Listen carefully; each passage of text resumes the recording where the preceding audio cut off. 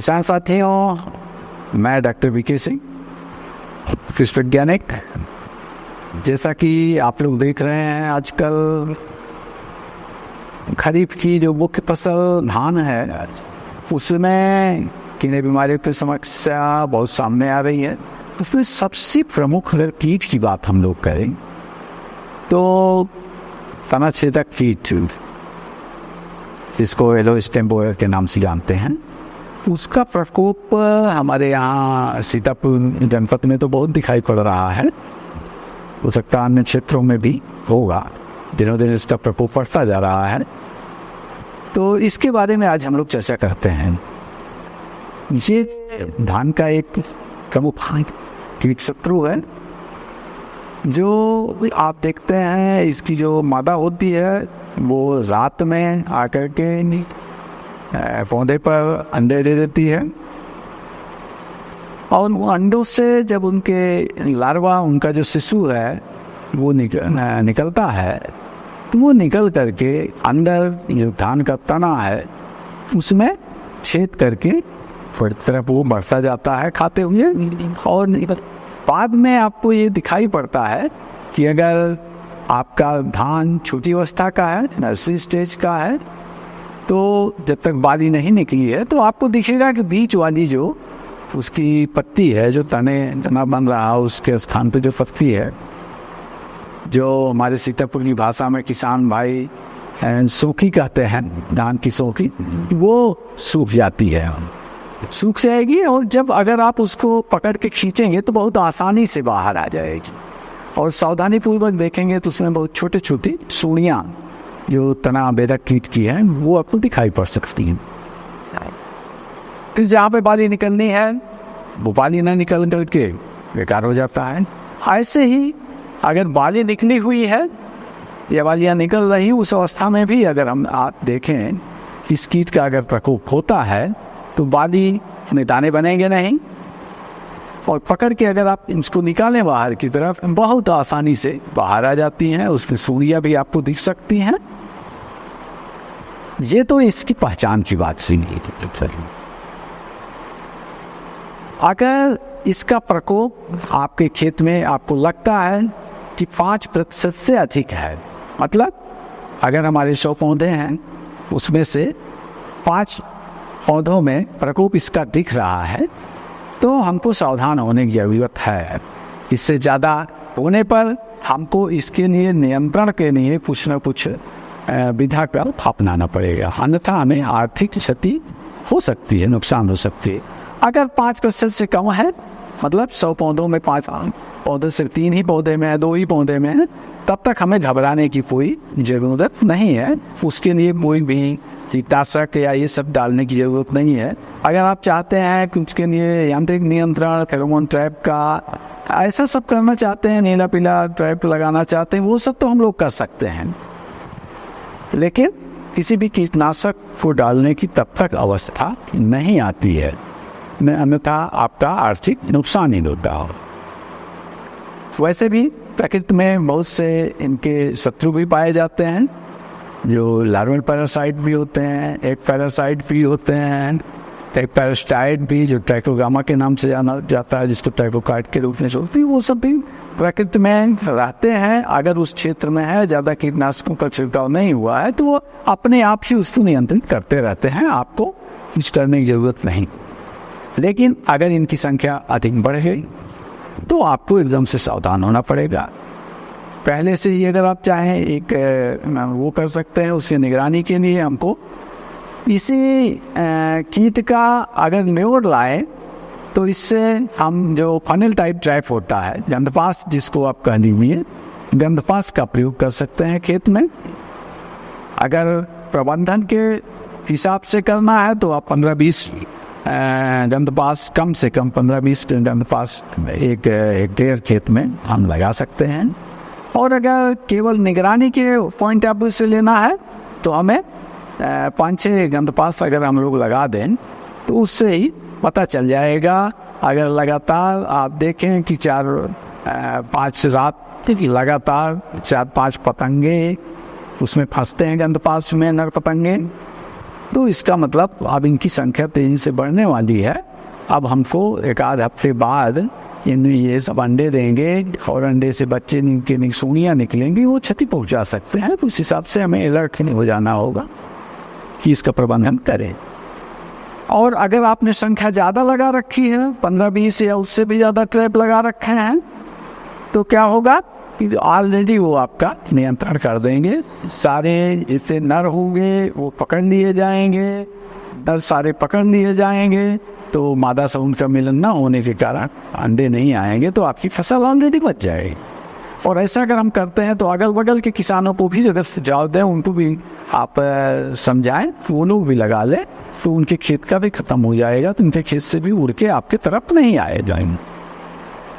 दूसरा क्या कर सकते हैं कि ट्राइकोग्रामा जो जपोनिकम प्रजाति होती है, होती है उसकी, वो ट्राइकोकार्ड अगर आपके आसपास में कहीं बायो कंट्रोल लैब है, प्रयोगशाला है, तो वहाँ से आप ले लें और उसको खेत में आपको, जैसे मैंने कहा, निगरानी आपने किया, आपको पता चल गया है कि 5-6 दिन बाद हमारे खेत में अंडे आ जाएंगे, अंडे से सूढ़ियाँ निकलेंगी।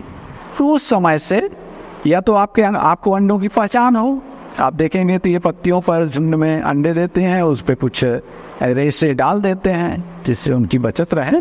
अगर आप अंडों की पहचान कर लेते हैं तो उसको देख के भी कर सकते हैं। और उस अवस्था में हमको ट्राइकोकार्ड, ये ट्राइकोग्रामा जपोनिकम प्रजाति है, ट्राइकोकार्ड का प्रयोग करना होगा। तो आप 1 से 1.5 लाख ततैया प्रति हेक्टेयर की दर से आपको खेत में 1.5 लाख, कम से कम 1.5 का कर लीजिए, ततैया आपको खेत में प्रयोग करना होगा। और ये काम हमको एक सप्ताह के अंतराल पे 5-6 बार हमको प्रयोग करना होगा खेत में। तो इससे ऑलरेडी जब ये ट्राइकोग्रामा की जो ततैया होगी मादा, वो करेगी क्या, जब ये हमारा तना छेदक कीट की माँ अंडे देगी, उन अंडों को खोज करके अंडों के अंदर हमारी जो ट्राइकोग्रामा की ततैया वो अंडे दे देगी।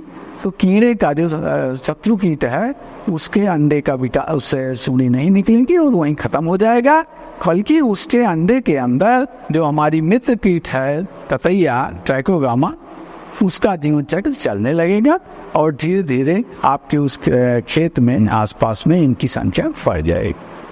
तो इससे भी हम लोग नियंत्रित कर देंगे। लेकिन ये ध्यान देना होगा कि आप प्रयोगशाला से उस स्टार्ट को लाइए, सावधानी पूर्वक देख लीजिए, वहाँ आपको पता भी चल जाएगा कब तक आपको इसको खेत में छोड़ देना है। और इसे सायंकाल जब धूप भी कम हो जाती है, खत्म हो जाती है, उस समय खेत में लगाएंगे। ये ध्यान रहे बारिश ना होने वाली हो, और इस तरह से कार्ड को लगाएं, उसके छोटे छोटे टुकड़े काट के कर लेंगे। उन टुकड़ों को इस तरह से हम लोग धान के पत्तों में लगाएं कि जिससे जो जिधर की तरफ ततैया के अंडे चिपके हुए हैं, या कह लीजिए उसका क्रिमकोश चिपका हुआ है, वो ऊपर की तरफ ना हो, तो पानी आए, ओस आए, उससे क्षति पहुँचे या धूप से, वो नीचे की तरफ उलट करके हम लोग धान के पत्ते में लगा देंगे, तो ये अपना काम कर जाएगा। प्रयास यही रहे कि शाम को ही लगाएं, उस पर तब रात में या सुबह तक उससे ततैया निकलेंगे और खोज के अपना काम करती रहेंगे। ततैया जब आप लाते हैं तो कोई भी आलस्य न करें। जो कार्ड लाए हैं, जो निर्धारित समय दिया जाए उसी समय कर लें, अन्यथा वो आपके जहाँ पर आपने स्टोर करके रखा वहीं पे इनके ततैया निकल जाएगी, तो आपके खेत में न फैलने के कारण प्रभावी नहीं होगा। इन चीज़ों का ध्यान रखें। उस समय आपको कीटनाशक का प्रयोग नहीं करना है, नहीं तो ये मारे जाएंगे। अगर ये हम लोग करें, गंधपात भी हमने लगा दिया, ट्राइकोग्रामा का ये कार्ड लगा दिया। हाँ, आपकी जानकारी के लिए एक कार्ड वो 20,000 ततैया होती है, तो उस हिसाब से आप कर सकते हैं कि कितने कार्ड आपको खरीदनी, वो ला के लगा सकते हैं। अगर हमने शुरुआती दौर से इसकी निगरानी भी करी है, ट्राइकोकार्ड भी लगा के रखा है, तो हो सकता है हमको इसको नियंत्रण के लिए कोई और भी विधा का प्रयोग न करना पड़े, किसी केमिकल का प्रयोग न करना पड़े।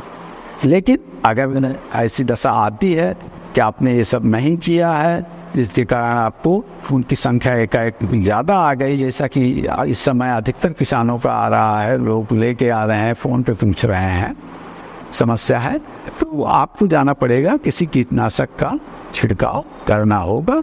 वो भी जो संस्थित मात्रा है उस मात्रा में सही समय पे सही तरीके से करना होगा। तो सबसे सस्ता आप क्लोरपाइरीफास का भी प्रयोग कर सकते हैं। क्लोरपाइरीफास आपका 1.5 से 2 मिलीलीटर प्रति लीटर पानी के हिसाब से घोल बना करके अच्छे से छिड़काव कर दें। जब छिड़काव करेंगे तो ये भी रहे कि जहाँ पे आपने देखा है कि बीज की गोबर जो उसकी प्रकोपित है, वहाँ उसके अंदर केमिकल जाएगा, तो अंदर में जो भी सिंबियाँ हैं वो मारी जाएंगी। फिलहाल इतने प्रकोपित हैं उसमें जो भी सूढ़ियाँ वो मारी जाएंगी और इस तरह से इनका प्रबंधन हो जाएगा। लेकिन सावधानी ये बरतनी है कि आप जब कीटनाशक का प्रयोग करने जा रहे हैं कभी भी उचित मात्रा से कम या ज़्यादा का प्रयोग न करें, अच्छे तरीके से घोल बनाएं। उसका छिड़काव अगर हम लोग करते हैं तो ये आप सुनिश्चित कर लें कि कहीं ऐसा तो नहीं 5-6 घंटे में के अंदर बारिश हो सकती है। बारिश होने की दशा ना हो, अगर 8 घंटे का मौका मिल जाए, उसको गैप मिल जाए तो ज़्यादा अच्छा रहेगा।